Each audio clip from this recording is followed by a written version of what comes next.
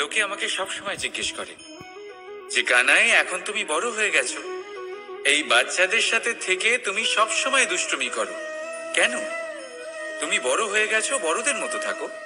বেশিরভাগ লোকে এটা বুঝতে পারে না, ভাবে উনি তো ভগবান, ভগবানের মতো গম্ভীর নয় কেন? এবারে আমি কি করে বোঝাবো সবাইকে যে আমার ভগবান হওয়ার পিছনে যে সবচেয়ে বড় রহস্য, তা হলো এই বাচ্চারাই। আমার শক্তি কোথা থেকে আসে? সমস্ত সমস্যার সমাধান করার শক্তি এই বাচ্চাদের থেকেই তো আসে। জীবনে বাঁচার শক্তি, সংসারকে প্রেম শেখাবার শক্তি এই বাচ্চাদের থেকেই আসে। কারণ বাচ্চাদের থেকে বড় কোনো ভগবান হয় না।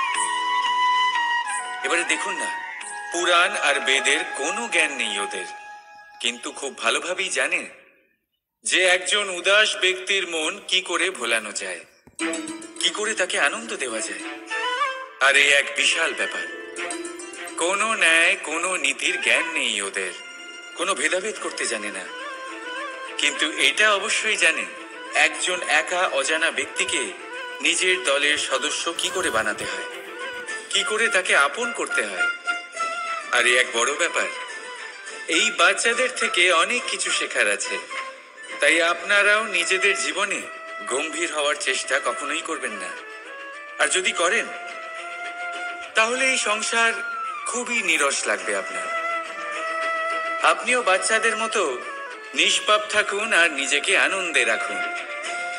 লাভ আর ক্ষতির ঊর্ধ্বে গিয়ে সম্পর্ককে দেখুন। জ্ঞান অর্জন করার পরিবর্তে ভালোবেসে সম্পর্ক পালন করুন। আপনি নিজেই বুঝে যাবেন যে এই সংসার কতটা সুন্দর। রাধা রাধার কথা। একজন জেলের একটা ছোট্ট পুত্র ছিল। সে ভাবলো যে আমি আমার বাবার মতোই মাছ ধরবো। তখন সে একটা লাঠি নিল, তাতে দড়ি বাঁধলো, আর সেই দড়ির মুখে যে কাঁটা বেঁধে থাকে তাতে চারা ঝুলিয়ে জলে ফেললো আর বসে থাকলো। কিছু সময় পরে জলে একটি তরঙ্গ দেখা গেল। ও বুঝতে পারলো খুব বড় একটা মাছ ফাঁদে পড়েছে। ও বল প্রয়োগ করলো, সেটা টানার চেষ্টা করলো।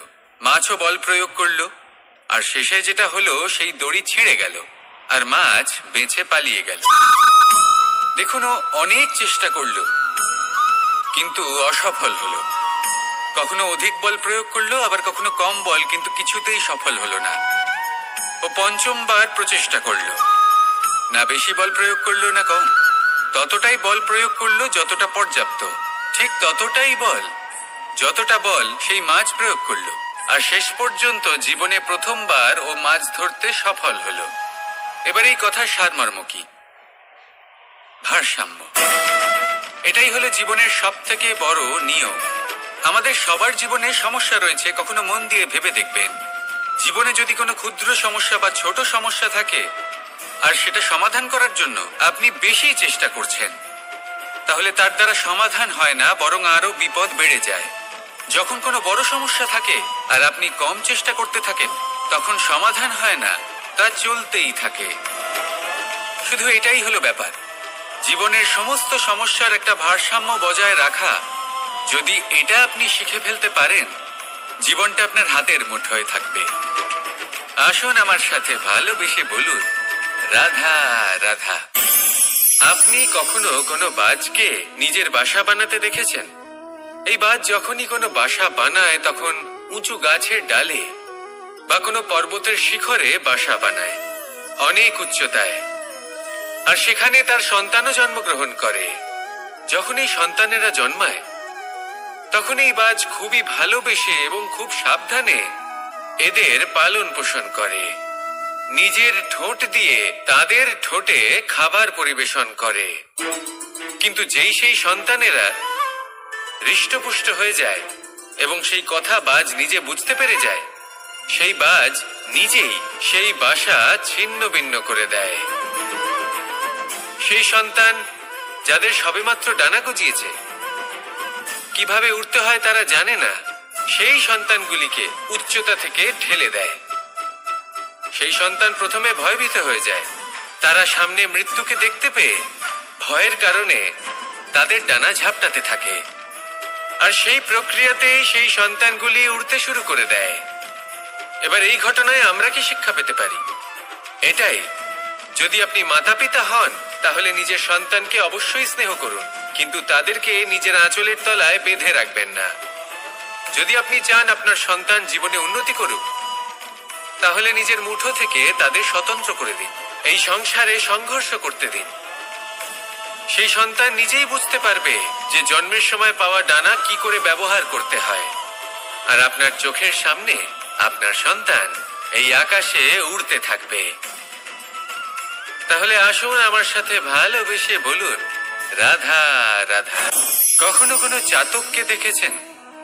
একটা চাতক বর্ষার জন্য অপেক্ষা করে, সেই বর্ষার জলে নিজের তৃষ্ণা নিবারণ করে, নয়তো সারা বছর তৃষ্ণার্ত থেকে যায়।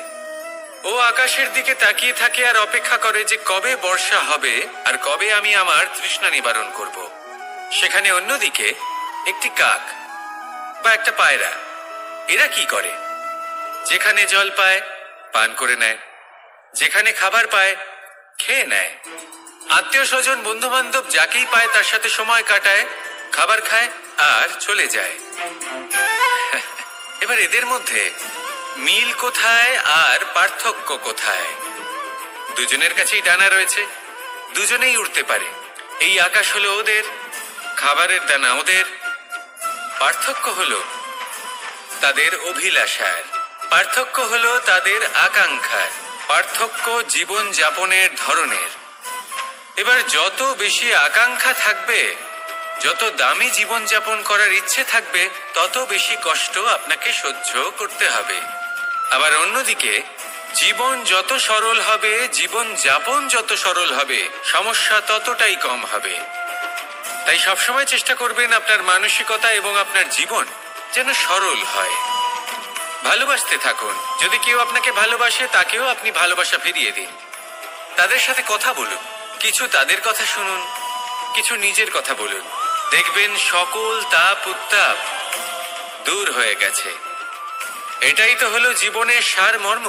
তাই প্রেমে থাকুন, ভালোবাসুন, আর ভালোবেসে আমার সাথে বলুন, রাধা রাধা। একবার একজন সাধক ওনার শিষ্যদের একটা কাজ দিলেন। একটা দুর্লভ জড়িবুটি নিয়ে আসতে বললেন। এতটাও কঠিন কাজ সেটা ছিল না, কারণ সকল শিষ্য জানতেন যে এই দুর্লভ জড়িবুটি কোথায় পাওয়া যায়। পর্বতের শিখরে। কঠিন কাজ কোনটা? সেখানে পৌঁছনোর সেই পথ, যা ছিল কাঁটায় জর্জরিত, পাথরে পরিপূর্ণ, যেখানে পিছলে পড়ার আশঙ্কা রয়েছে এবং গভীর ক্ষত পেতে পারে সবাই। এবার বেশ কয়েকজন শিষ্য গেলেন, তার মধ্যে কয়েকজনই সেই জড়িবুটি নিয়ে আসতে পারলেন। কারণটা কি ছিল? কিছু শিষ্যের মনোযোগ ছিল শুধুমাত্র লক্ষ্যের দিকে, অর্থাৎ পর্বতের সেই শিখরে। কিছু শিষ্যের মনোযোগ ছিল পথের এই সংকটগুলির ওপর। কিছুজন নিজের সমস্ত মনোযোগ, সমস্ত শক্তি কেন্দ্রীভূত করলেন শুধুমাত্র লক্ষ্যের দিকে। বাকিরা মনোনিবেশ করলেন এই সংকটের থেকে নিজেকে বাঁচাতে। কিন্তু যাদের মনোযোগ শুধু লক্ষ্যের দিকে ছিল, শুধু তারাই জড়িবুটি নিয়ে আসতে পারলেন। কারণ কি ছিল? একটা সহজ ব্যাপার যা আমাদের বুঝতে হবে। আমরা যদি লক্ষ্যে পৌঁছতে চাই, তাহলে বিপদের সম্মুখীন তো আমাদের হতেই হবে, আর কোনো বিকল্প নেই। যন্ত্রণাও হবে, পায়ে কাঁটাও হয়তো ফুটতে পারে, হয়তো পড়েও যেতে পারেন, হয়তো রক্তপাতও হতে পারে। কিন্তু তার সাথেই সাফল্য অর্জনের যে আনন্দ, সেটাও পাওয়া যায়। সেই জন্য নিজের মনোযোগ সবসময় লক্ষ্যের দিকে রাখুন, পথের সেই বিপদগুলির দিকে নয়। সত্যি কথা বলতে, এই বিপদ এটা কিছুক্ষণের, আজ আছে কাল নাও থাকতে পারে। কিন্তু যদি লক্ষ্যকে প্রাপ্ত করতে পারেন, তাহলে তার আনন্দ আপনার সাথে সারা জীবন রয়ে যাবে। তাহলে লক্ষ্য প্রাপ্ত করুন আর আমার সাথে ভালোবেসে বলুন, রাধা রাধা। আমরা কখন উচিত কাজ করি, কখন অনুচিত কাজ করি, কখন পুণ্য করি আর কখন পাপ করি, কখন ন্যায়ের পথে চলি আবার কখন অন্যায়ের পথে চলি, তা দুজন ব্যক্তি বুঝতে পারেন, পরমাত্মা আর অন্তরাত্মা। এবার প্রত্যেক মুহূর্তে কি হয় পরমাত্মা সবই জানেন, তার কাছে কিছুই গোপন নয়। কিন্তু প্রত্যেক মুহূর্তে আপনার কি করা উচিত সেটা উনি এসে আপনাকে বলতে পারবেন না। সেই জন্য আমাদের ভেতরে অন্তরাত্মা আছে, আমাদেরই চেতনার একটি অংশ। একবার চোখ বুঝে দেখুন, অন্তরাত্মার মধ্যে নিমজ্জিত হয়ে ভাবুন আর বোঝার চেষ্টা করুন।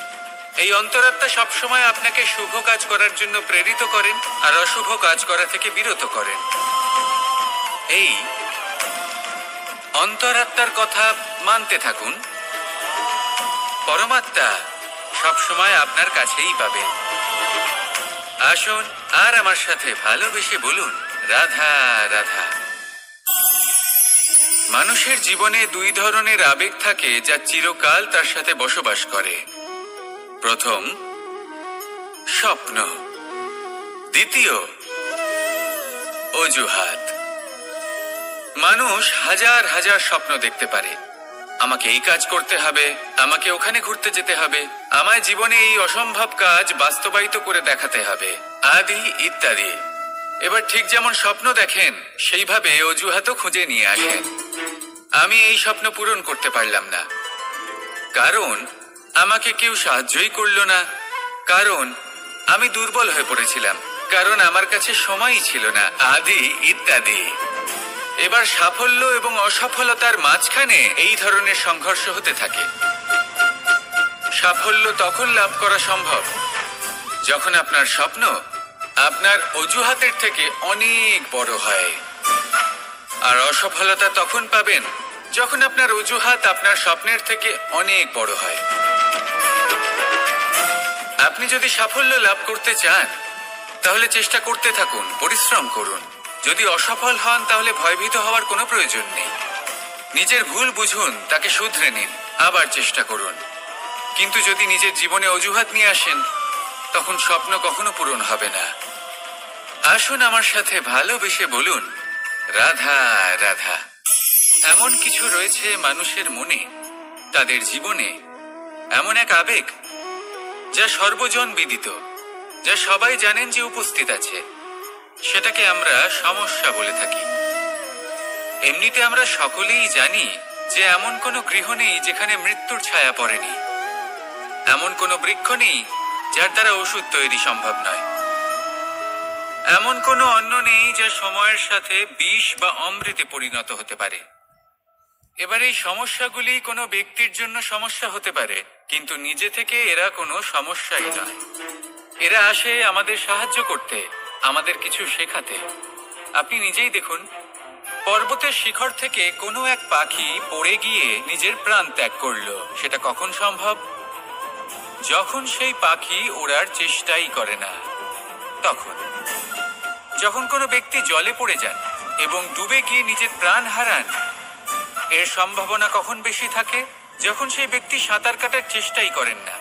তখন এই সমস্যা প্রত্যেকের জীবনে থাকবেই, কিন্তু এটা মনে রাখা প্রয়োজনীয় যে কোনো সমস্যা পরিস্থিতির কারণে সমস্যা হয়ে ওঠে না। এই পরিস্থিতি যখন আমাদের সামনে আসে আমাদের তা কঠিন মনে হয়, আমরা নতমস্তক হয়ে পড়ি, ভয়ভীত হয়ে পড়ি, তার সম্মুখীন হতে পারি না। তখন তা সমস্যার রূপ নেয়।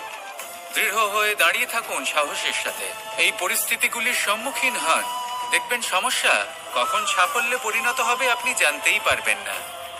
আসুন আমার সাথে ভালোবেসে বলুন,